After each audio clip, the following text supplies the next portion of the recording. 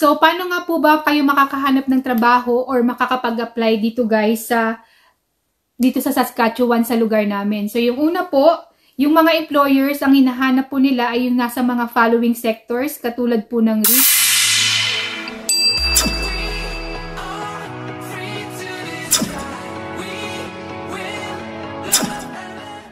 Hello everyone! Welcome and welcome back to my channel. At kung bago po kayo dito, hi! My name is Jane. Kumusta po kayo? Thank you for stopping by. For today's video guys, excited po ako na i-share sa inyo yung mangyayari pong Philippines Recruitment Mission ngayong December 11 to 14 dyan sa Pilipinas. Ito po yung para sa mga interesado po na tumira or magtrabaho po dito sa lugar namin sa Saskatchewan. Share ko rin po sa inyo sa video na to kung paano po yung pag-a-apply at yung locations, yung mga available jobs na rin po at saka yung mga employer na sasali po sa Philippines Recruitment Mission na ito. At bago ko po ulit yung simulan, gusto ko po muna ulit magpasalamat po sa lahat po ng mga nagtiwala at nag-subscribe po sa aking channel. At kung hindi pa po kayo nakapag-subscribe guys at interesado po kayo sa mga job updates at mabuhay Canada na rin po, please consider subscribing in my channel at hit nyo na rin po notification bell para ma-notify po kayo sa aking mga next video. At yun nga guys, ulitin ko po, sa darating po na December 11 to 14, meron pong mangyayaring Philippines Recruitment Mission dyan sa Pilipinas kung saan po yung mga Saskatchewan employers ay mismong pupunta po dyan sa Pilipinas para po magkaroon ng in-person po na interview para po sa mga job seekers na mapipili po nila sa online, once na nag-apply po kayo. So, imimit po nila kayo dyan sa Pilipinas para po interviewin po kayo. At meron din pong officials na galing po sa Government of Saskatchewan na pwede po magbigay ng information sa inyo at mag-guide din po sa inyo about dito sa pagtira or pag-immigrate dito sa Saskatchewan. So, paano nga po ba kayo makakahanap ng trabaho or makakapag-apply dito guys dito sa Saskatchewan sa lugar namin? So, yung una po, yung mga employers, ang hinahanap po nila ay yung nasa mga following sectors, katulad po ng retail and auto services, industrial manufacturing, transportation, construction, hospitality, technical trades, education, at saka agriculture. So, ready na po nyo yung mga resume nyo guys at pati yung inyo pong cover letter. Malay nyo po, meron po mag-fit dito sa mga mag-fit yung credentials nyo sa mga trabaho na to. At ito na po yung list po ng mga employer at saka yung location saka mga available jobs na pwede nyo pong applyan. So, ayan po, makikita nyo po sa inyong screen. Ayan po, yung una po ay ito pong Saskatchewan Limited. Tim Hortons to guys Ang location niya po dito po sa lugar namin sa Saskatoon. So, yung hinahanap po nilang jobs ay food counter attendant, food service supervisor. So, click nyo lang po itong employer name. Ayun po yung Saskatchewan. Dito pong sa Tim Hortons. At yung location niya po Saskatoon. At yung available jobs niya po is food counter attendant saka food service supervisor. So, i-click nyo lang po itong my line dito sa employer name. So, makikita nyo po dyan guys yung search jobs, yung search results na 16 available jobs. Kung food service supervisor po nag-fit yung inyo pong credentials, i-click nyo lang po tong food service supervisor at i-direct po kayo sa mismong job order details. So, makikita nyo po dito yung job order number, yung employer name, yung salary, yung posted date, yung location, yung number na positions na kailangan po ng employer, yung employment terms po. Tapos, yung education na kailangan at least naka-some secondary school po kayo. Tapos, yung experience nyo po, kailangan po meron kayo 1 to 2 years na experience. Tapos, yun nga po yung application date, December 21, 2023. Pero guys, pwede na po kayo mag-submit ng resume nyo with cover letter. Dito po sa kanila pong email address, ditong sa HR na hr.marquisdrive@gmail.com. At yun guys, yung description nung about dito sa trabaho, dito sa Tim Hortons, ayan yung employer name, yung terms of employment, pati yung job description na rin po guys. So make sure po mabasa niyo po itong mabuti at i-check niyo po kung yung inyo pong credentials or ay magpi-fit po dito sa hinahanap po nila. At kung kailangan nyo naman po is Food counter attendant naman po yung gusto nyo pong applyan, i-click nyo naman po itong isa. Ayan po yung order details dito sa food counter attendant, yung job order number, same po yung salary at saka yung ang kanyang position na kailangan. So 10 yung kailangan po nila na position, yung education, kailangan po naka-grade 12 kayo at hindi po kailangan ng experience. No experience required. How to apply? By email po. At yan, ang kailangan po ay full-time positions. Available dito nga po sa Saskatoon. At ito po yung mga duties and responsibilities at yung requirements. So, basahin nyo na lang po ng mabuti, guys.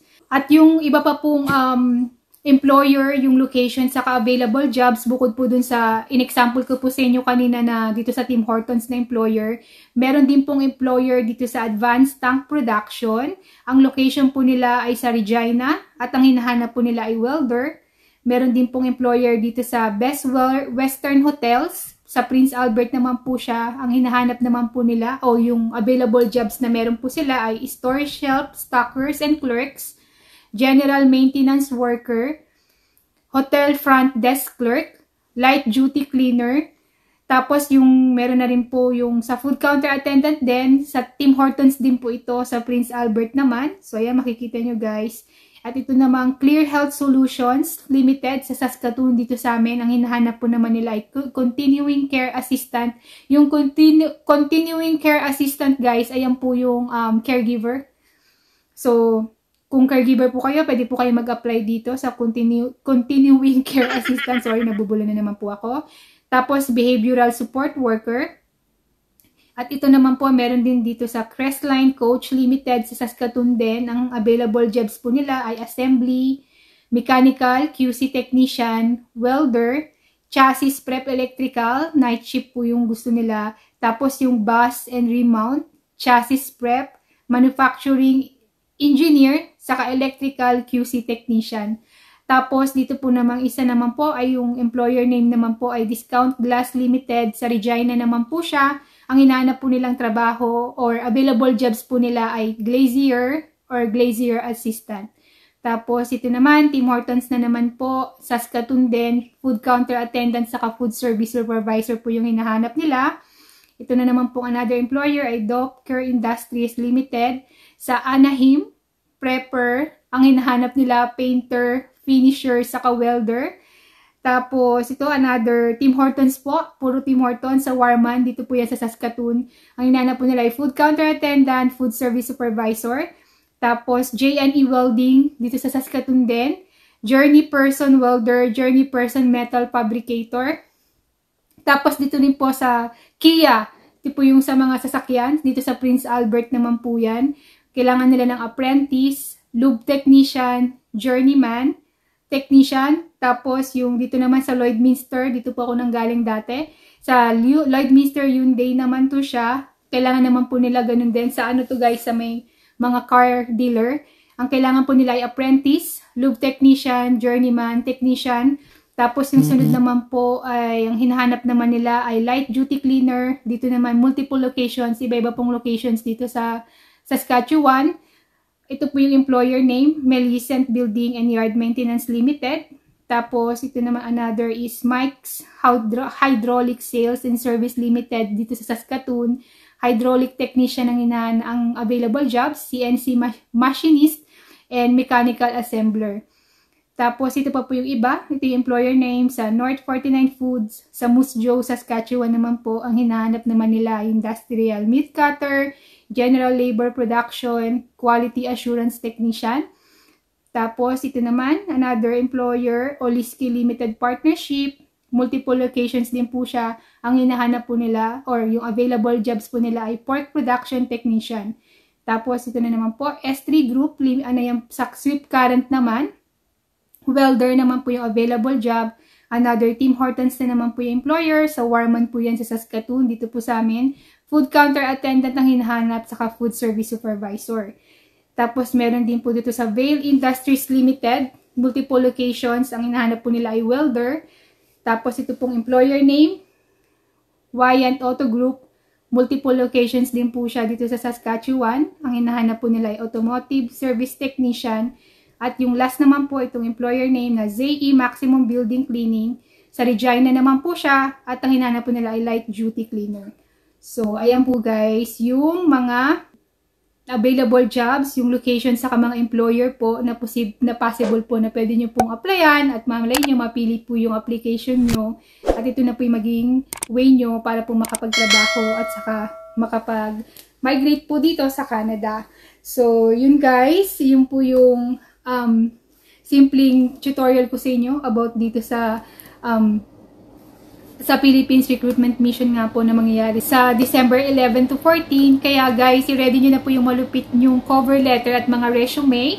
At kung meron po nag-fit sa credentials nyo, mag-submit na po kayo kagad sa email ng mga employer. So, makita nyo naman po dun sa job order details nila.